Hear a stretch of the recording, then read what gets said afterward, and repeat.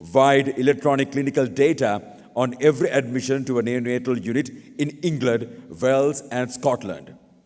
Professor Modi has extensively published in original research peer-reviewed journals and has also authored a number of chapters in textbooks, commentaries, and reviews. She has held a large number of national roles, including President of the UK Neonatal Society, President of the Academic Paediatrics Association of Great Britain and Ireland, Chair of the British Medical Journal Ethics Committee, and Chair of NHS England Infant, Children and Young People Patient Safety Expert Group. Ladies and gentlemen, please welcome Professor Neena Modi to address the gathering.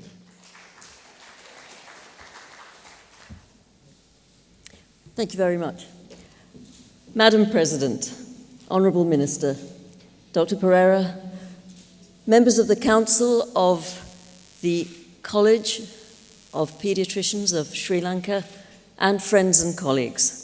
It's both a personal pleasure and a great honour to be with you today. The 19th Scientific Congress of the Sri Lanka College of Paediatricians is going to be a memorable occasion. I'm particularly pleased to be here because, of course, there have always been very close ties between UK paediatricians and Sri Lankan paediatricians. And in fact, our roots go back even further than that. Let me remind you that the Sri Lankan Paediatric Association became the Sri Lanka College of Paediatricians in 1996. And of course, that was the year that the British Paediatric Association became the Royal College of Paediatrics and Child Health.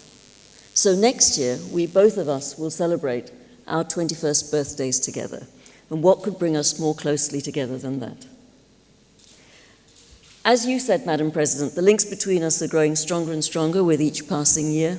But of course, for me, it's also a personal pleasure because, as you say, we have been on this journey together. We were both presidents of our perinatal societies together when we first met. And Ramya invited me to Sri Lanka in 2013, I think, when it was a great pleasure to visit your beautiful country for the first time. Since then, of course, I've had the pleasure of visiting again and now again, and of course of welcoming Ramya to London as well. And I look forward to these links going ever closer as the years go by. Sri Lanka has enviable perinatal and child health statistics.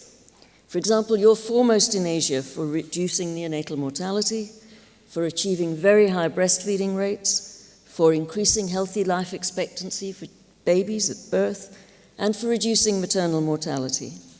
You're also at the forefront of addressing new challenges that constantly confront us. And one of the examples of this is a joint activity between the Sri Lankan College of Paediatricians and the Royal College of Paediatrics and Child Health, something that you mentioned, which is, of course, a workshop earlier this year on adolescent sexual and mental health. This involved UK paediatricians and also saw the formation of a Sri Lankan forum on adolescent health. Paediatricians around the world recognize the importance of the transition years. They recognize that during this time, from around the age of 11 to around the age of 18, children must be helped progressively to take personal responsibility for their well-being. This doesn't happen overnight. If they're in good health, they need to understand how to preserve health, and if they've suddenly been faced with a chronic condition, they need to be able to help to manage their own condition themselves. We all know from our own experiences, both as individuals and as parents, that adolescence can be a very turbulent time.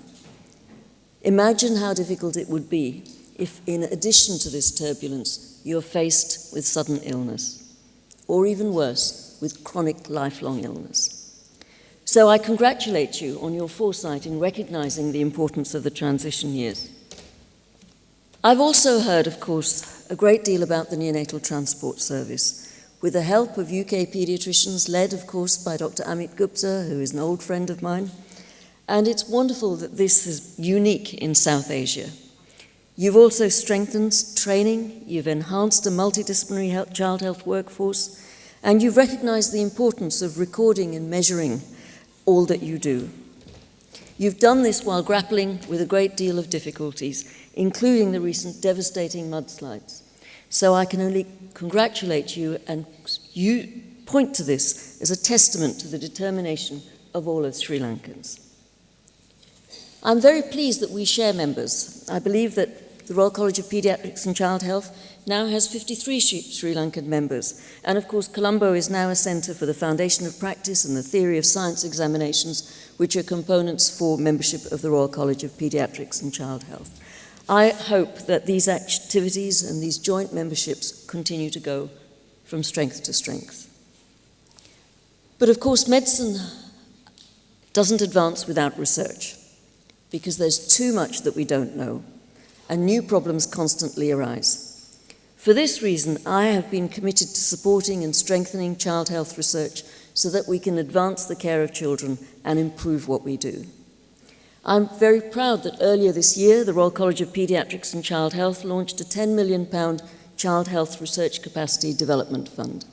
Through this, we want to provide 3 or 5 year fellowships to grow capacity to support the future generation of child health research leaders.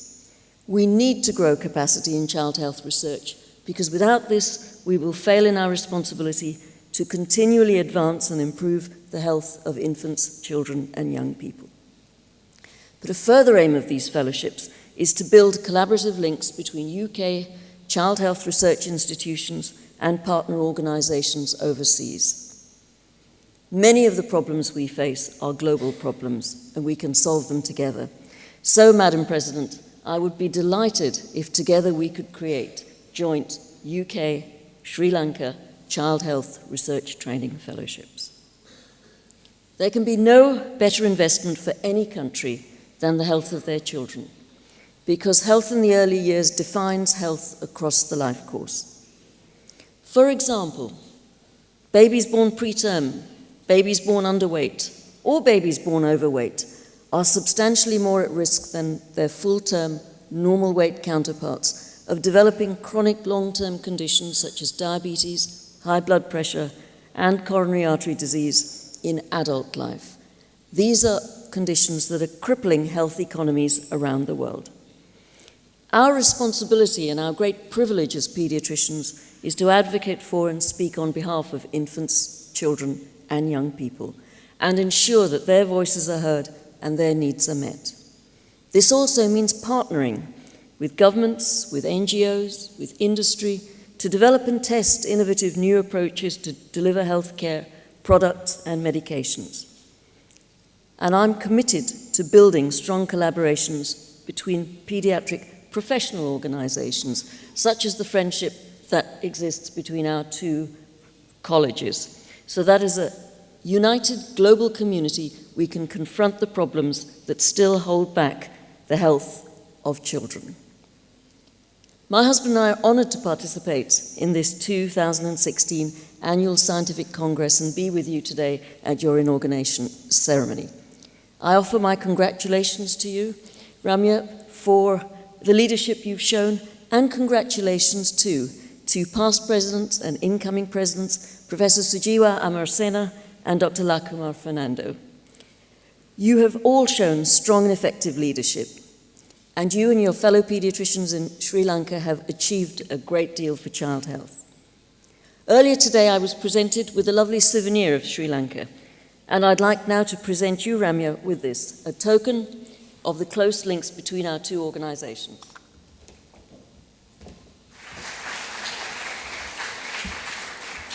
Finally, let me say my very best wishes for a successful conference, and to all of you. Thank you very much for the honor of being with you today.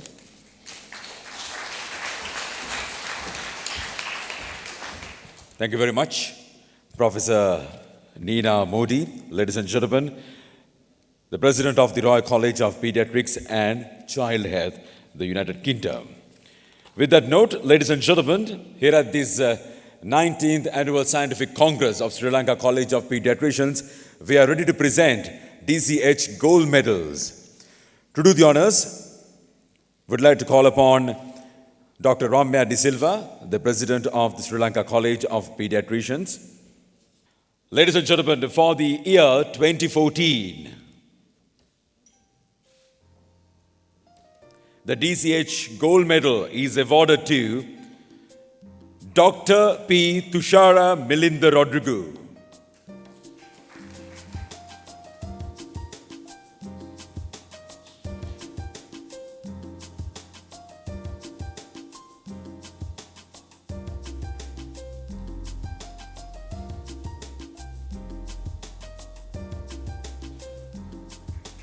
A big round of applause to Dr. P. Tushara Milinda Rodrigo. And next, the DCH Gold Medal for the year 2015 is awarded to Dr. Amadoru Galapattige Anushka Rasanjali Galapatti.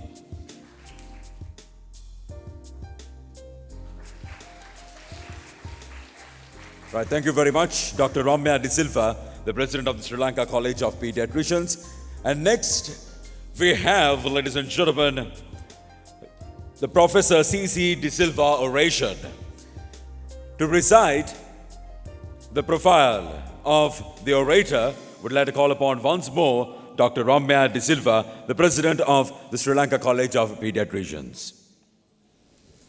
Honorable Minister of Health, Dr. Rajitha Senaratne, Professor Neena Modi, President of the Royal College of Pediatrics and Child Health,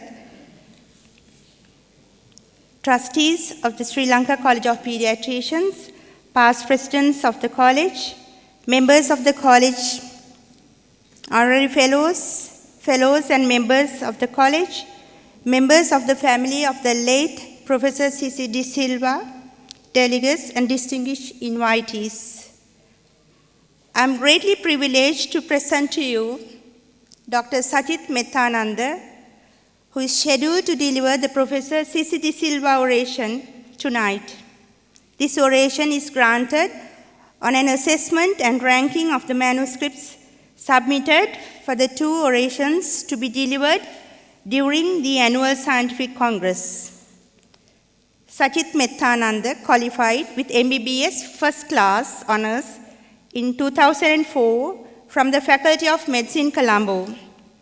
He was awarded the Sir Andrew Calcott Gold Medal for the best performance in the final MBBS examination.